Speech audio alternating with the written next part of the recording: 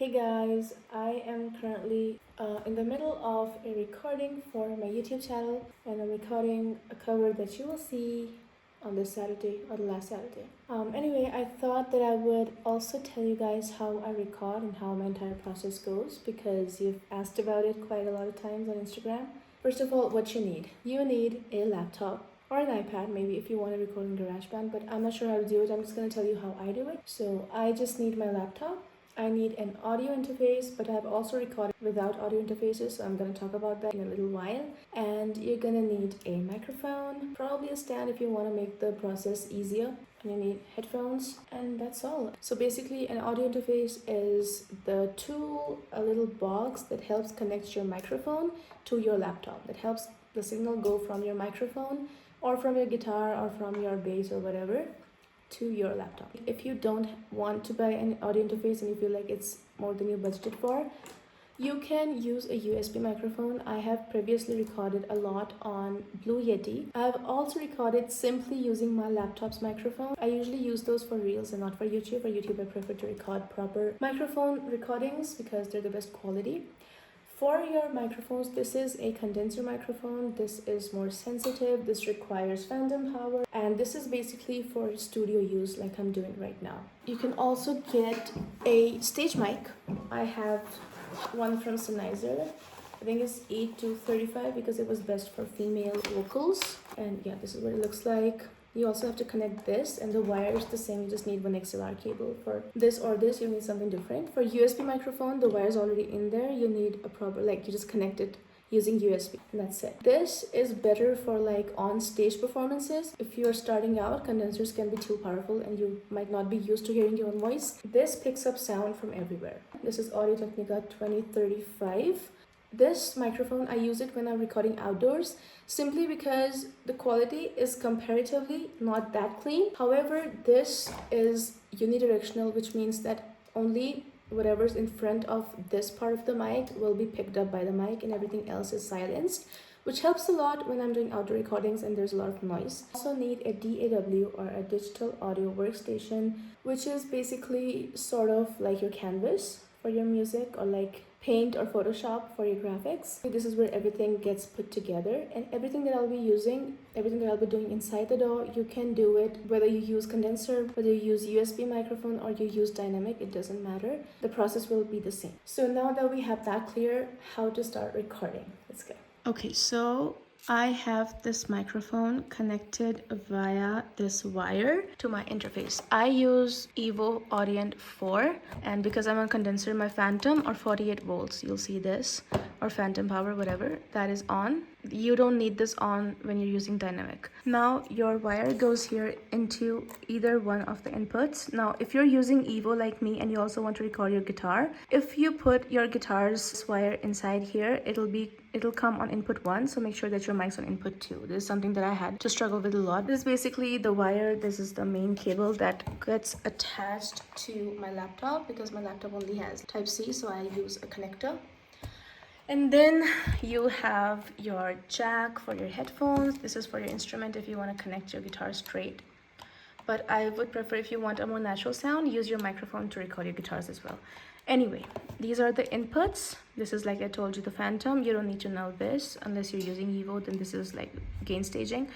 Anyway, all this stuff, you don't need it. Basically, you just connect your microphone, and then your interface gets connected to your laptop, and your headphone jack or your speakers, your monitors, whatever you're using, will go inside this headphone part. Or if you're using speakers, you will have a left and right here, and you can connect your speakers or monitors. Okay, so once you have connected everything, you've connected your microphone via your XLR cable to your interface is connected via its power cable to your laptop.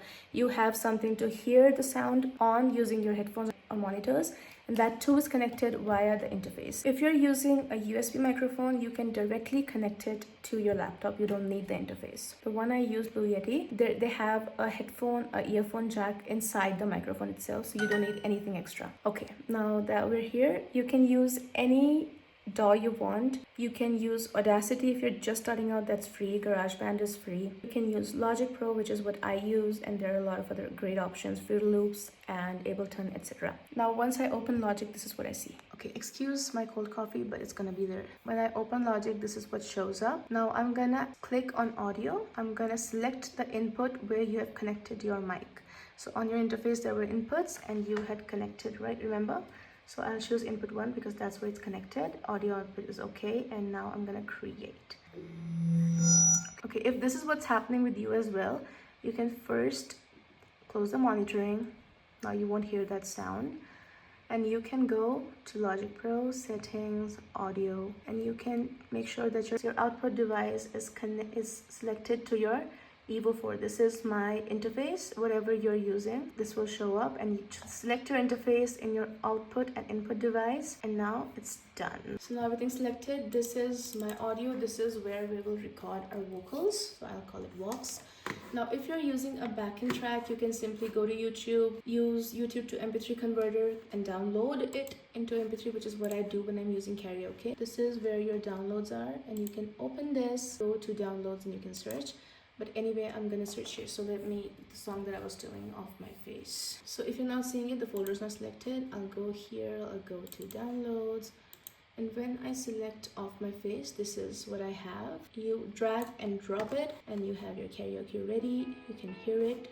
It's coming through my headphones anyway. Now when you're recording, all you need to do is, let me make this a little bigger for you. The basic recording process is that you come here, you select record. If you can't hear yourself on your headphones, you have to select this. This is input monitoring. If you're recording multiple tracks, you can just Command D and you will duplicate the tracks.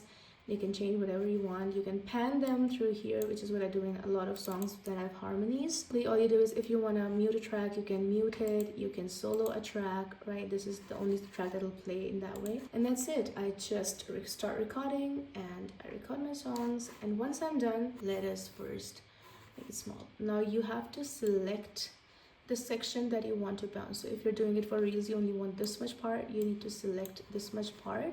All I did was drag and drop. And once you selected this part, you can go here and bounce, file bounce, or you can simply press Command B and you will see this. PCM is basically your wave files, which is the highest quality. You can also use MP3 if you're low on storage. So for Instagram, I think you can use it.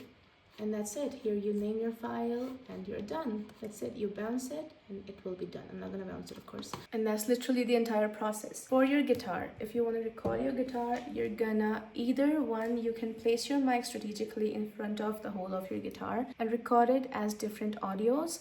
Right, I didn't show you that. One sec. If I have 2 tracks, right, I want to record my microphone and as well as my guitar through different microphone or whatever. If I'm adding 2 inputs, I have 2 microphones. So basically what you do is, either you come here plus and you add another input from here, or when you're beginning and you know you have 2 inputs, you can choose here number of tracks to create 2. You have input 1 for now. And once you create it, you have 2 inputs here, and now you can change this from here. You can come here and select input 2, and now this will record input 2 and this will record input 1, as long as you press R. You need to press R before you start recording, and you can either press here or press R on your laptop. It will start recording. This is the metronome and this is the countdown. So metronome is basically your beats, and 1 2 3 4 is that it will give you 4 beats before it starts recording. And see, it's recording because I only have 1 input. So 1 input, you can see the waves are really big because it's recording whatever I'm speaking right now, and 2 is empty because I have nothing connected to 2.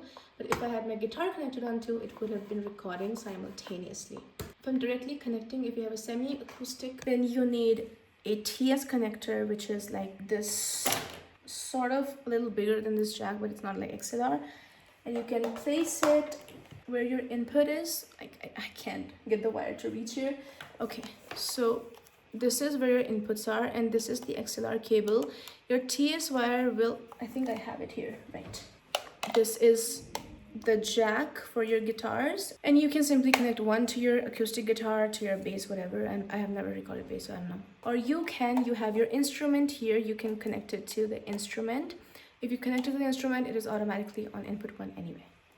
that is how I record my covers. I'm sorry, I wasn't sure how to go about it, so I just randomly took you through it. I hope this video helped you. If you have any questions, let me know in the comment box down below and I'll be happy to answer, or make another video if you want more details onto how the entire process inside Logic goes. Also, please remember, if you're using condenser, once you're done, close your Phantom before you unplug your mic.